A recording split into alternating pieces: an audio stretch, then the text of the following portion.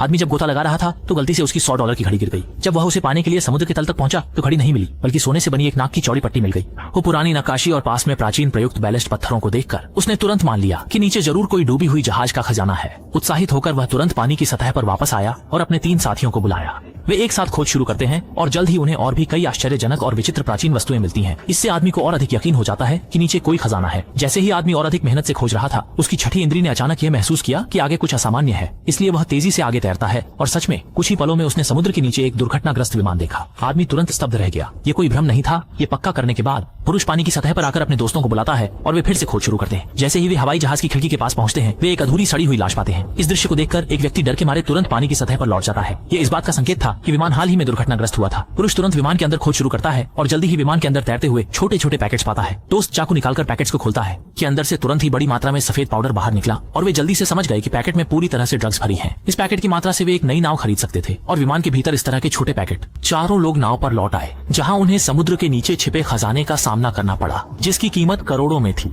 ताजुआन और उसकी girlfriend lily लालच में आ गए, जबकि शाओ शुआई और उसकी गर्लफ्रेंड शाओ मई समझ चुके थे कि यह अपराध है। दोनों न केवल पूरी तरह से समझदार थे, बल्कि उन्होंने वहीं पर ताजुआन द्वारा लाया गया पैकेज नष्ट कर दिया।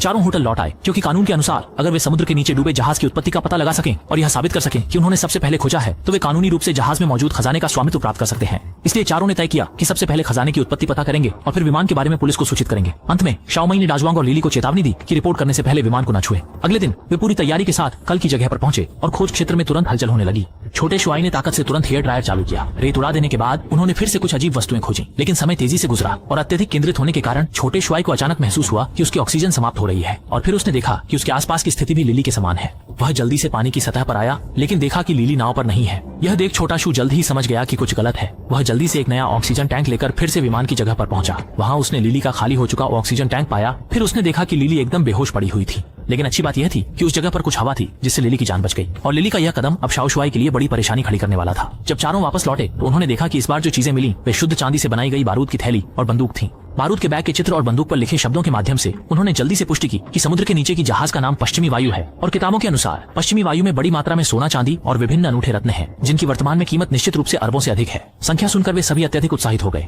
अगले दिन वे बेसब्री से जहाज के स्थान पर लौट आए और थोड़ी ही देर में डिटेक्टर ने जोरदार प्रतिक्रिया दी। छोटू ने रेत हटाई और वाकई नीचे कुछ था। पंखे की मदद से जल्द ही एक तोप बाहर आ गई। ये पश्चिमी वायुयान का सबसे अच्छा प्रमाण है, इसलिए उन्होंने ऑक्सीजन टैंक से गैस बेल्ट बनाया और तोप को वापस ले जाने का इरादा किया। जैसे ही वे सतह के पास पहुंचे, अचानक एक अन्य नाव उनके ऊपर आ गई जो उनकी नहीं थी। दरअसल ये समुद्री पुलिस थी जो नियमित जांच करने आई थी। नौका पर लिली ने ध्यान बटाने का प्रयास किया और इस दौरान शाओ शुआई ने सोच लिया कि इस बार के खजाने के प्रयास को छोड़ देना ही बेहतर है। लेकिन जब दाजुआंग ने हार मानने का सोचा, तभी अचानक जाल की कील की लाइन में फंस जाने के कारण दाजुआंग तोप के साथ समुद्र के सतह में डूबने लगा। शाओ शुआई मदद करना चाहता था, पर वह बिल्कुल भी संभव नहीं था। अगले ही क्षण दाजुआंग का हाथ समुद्र तल पर तोप के नीचे दब गया और इससे भी अधिक खतरनाक ये था कि इसी समय दाजुआंग की ऑक्सीजन समाप्त हो गई। शाओ मई ने अपनी ऑक्सीजन टैंक निकालकर उसे बचाया। क्योंकि दोनों व्यक्ति उस तोप को हिला नहीं पा रहे थे, शाओ शुआई ने सोचा कि उस गुब्बारे को दोबारा हवा भर दे, परंतु ज्यादा हवा भरने से पहले ही शाओ शुआई का ऑक्सीजन खत्म हो गया। किसी भी छोटी मई के पास भी ऑक्सीजन नहीं बची। छोटी मई ने जल्दी से अपनी ऑक्सीजन का उपयोग करके छोटी शुआई को सहायता पहुंचाई, जिसके बाद छोटी शुआई ने अपनी ताकत वापस पाई, तोप को सफलतापूर्वक हिलाकर दाजुआंग को मुसीबत से बाहर निकाला। आखिरकार तीनों सुरक्षित रूप से नौका पर लौट आए और कोस्ट गार्ड ने, क्योंकि वे शाओआ और शाओमी को जानते थे, जल्दी से सतर्कता छोड़ दी और चले गए। लेकिन आने वाले दिनों में उनके पास पेशेवर उपकरण खरीदने के लिए पैसे नहीं थे, जिसके कारण खोज की प्रगति बहुत धीमी हो गई। वे रेत के नीचे दबे जहाज को निकालने में बिल्कुल भी सक्षम नहीं थे। साथ ही वे बार बार समुद्र में जाते थे, जिससे एक पेशेवर खोजी टीम की निगाह उन पर पड़ गई। इससे शाओआ बहुत नाराज हो गए और इसीलिए शाओआ ने उस खोजी टीम के नेता से संपर्क किया। छोटा शुआई ने रोगे को चेतावनी दी कि अपने आदमियों को संभालो और हमसे पंगा मत लो। लेकिन इसके बावजूद बड़ा जुआंग बहुत चिंतित था, क्योंकि उन लोगों का काम देर सवेर रोगे को पता चल जाएगा। पेशेवर ढलान उपकरण खरीदने और जल्दी से खजाना निकालने के लिए बड़ा जुआंग ने सुझाव दिया कि वे उस विमान के वॉशिंग पाउडर का उपयोग करके ढलान उपकरण प्राप्त कर सकते हैं। लेकिन इस तरह के अपराधी मामले को छोटा शुआई ने तुरंत मना कर दिया। बात खत्म। हर मानने को तैयार नहीं था जुआंग ने लोभ के साथ दोनों चोरी छुपे गोता लगाकर विमान के पास पहुंच गए और कुछ पैकेट वॉशिंग पाउडर हासिल कर लिए। लेकिन जैसे ही वे वॉशिंग पाउडर बेचने जा रहे थे, समस्या उत्पन्न हो गई। शीघ्र ही शाओ शुआई को दाजुआंग का फोन आया। दाजुआंग ने शाओ शुआई से मिलने की इच्छा जताई। इस प्रकार शाओ शुआई बिना किसी तैयारी के दाजुआंग द्वारा बताए स्थान पर पहुंच गया और एक लग्जरी यॉट पर चढ़ गया, जहां पूरी नाव पर खतरनाक ड्रग डीलर थे। फिर एक आदमी ने विमान में से कपड़े धोने का पाउडर फेंका। असल में दाजुआंग ने इस सामग्री को बेचने के प्रयास में सीधे विमान के मालिक लाओबाई को बुला लिया था।